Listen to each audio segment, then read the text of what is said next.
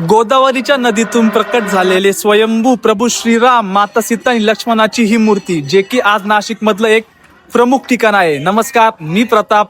चला मग तुम्हाला दाखवतो आणि सांगतो. हे मंदिर नाशिक जिल्ह्यातील प्रमुख आणि प्रसिद्ध मंदिर आहे. हे मंदिर अंदाजे इसवी सन 1790 ते 1792 दरम्यान सरदार रंगराव ओडेकर यांनी हे मंदिर बांधले. कथा अशी सांगितली जाते की ओडेकर यांना स्वप्नात काळ्या रंगातील श्रीरामाची मूर्ती गोदावरी नदीत असल्याचे दिसले. ते नदीकाठी गेले आणि खरोखरच ती मूर्ती पाण्यात सापडली. त्या मूर्तीला त्यांनी रामकुंडातून बाहेर काढले आणि तिचे भव्य मंदिर उभारले. संपूर्ण मंदिर काळ्या दगडातून बांधलेले असल्यामुळे याला काळाराम मंदिर असे नाव मिळाले. मंदिराच्या आवारात एक जुने झाड आहे, ज्यावर भगवान दत्तात्रयांचे पायाचे ठसे पण आहेत.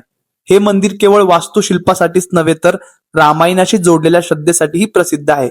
रामनवमी, नवरात्र आणि दिवाळीच्या काळात येथे विशेष उत्सव साजरे होतात. दररोज हजारो भक्त इथे दर्शनासाठी येतात. सर्वांनी या मंदिराला नक्की भेट द्या.